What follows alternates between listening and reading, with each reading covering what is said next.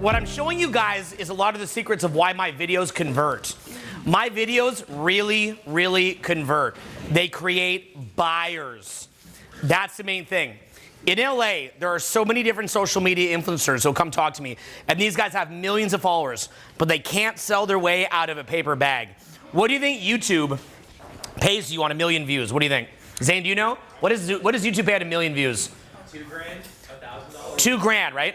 Imagine that you're a viral video creator, and just to pay your rent, you're praying that you'll get your next $2,000 or whatever it is on your next viral video.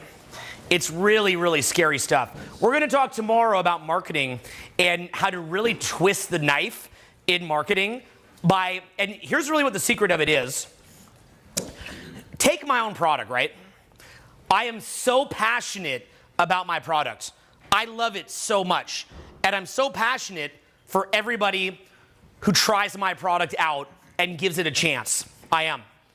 But sometimes in life, we won't talk about our feelings about something openly. It's like if you have your spouse, most of the time if you've been together a long time, you're not gonna sit there and really express how you feel about them. You're not gonna really be like, you know, you've just changed, you've been such an impact on my life. My life's been so different because of you. A lot of the most incredible emotional moments in my life have been because of you, and really laying that out. We're not usually gonna do that to our spouse, right? We just don't. It's kind of weird. We'll do it to an extent. Obviously, if you do that too much, it's a bit weird, but you see my point, right? Could look like some blubbering, you know.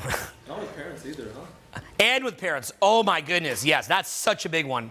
Such a big one. So, yeah, so one of the big things is that, take for example, with what I'll teach.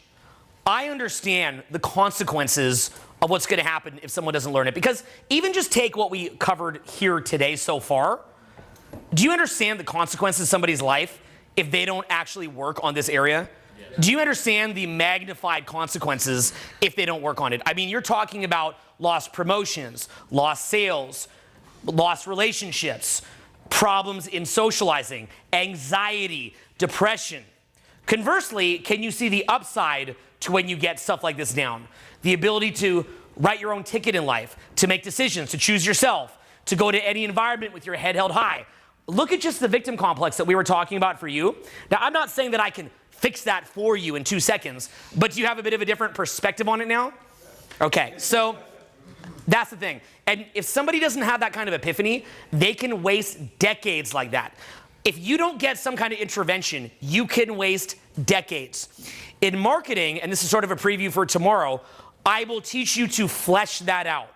And what you want to do is you want to really flesh out how much you love your client, your feelings for your client, your passion for your product, and ultimately your why. Why are you making your product? And you've got to really, really flesh that out. And then you've got to really dig deep without being manipulative, but being truthful about all the things that you know will happen if the person doesn't dig deep with you, and all the good things that can happen if they do, but in a way where you're not self-qualifying.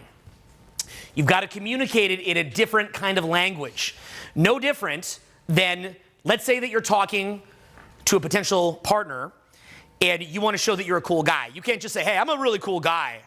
I'm so cool. You can't say that, right? You can't say, I'm really good in bed. You can't say that. That's something that gets communicated in sub-communication. And it's shown in a way that is hard to fake. It's called honest signals. Say that word, honest signals. Honest signals. So, as an example, the ability to walk up to somebody completely calm and relaxed generally shows that you probably have a lot of options. It's a lot harder to walk up to somebody calm and relaxed than it is to say, I've got a lot of options, you know. I've got a lot of options. Anybody can say that. So it's viewed as manipulative and fake.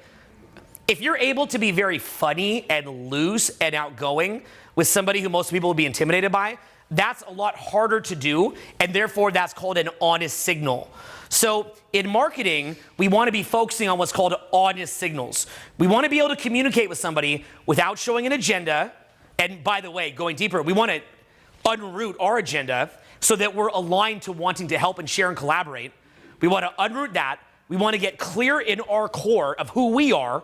You want to get clear in who you are, what it is that you have to offer, and you want to be able to show, you want to be able to hook, show audience signals, you want to show congruence, but you also want to be able to at least somewhat entertain in order to hook them there to pay attention to you. The entertainment is like the glue to watch the congruence and those honest signals as you proceed to take them down a path where you're showing them all the features and benefits of what you have to offer.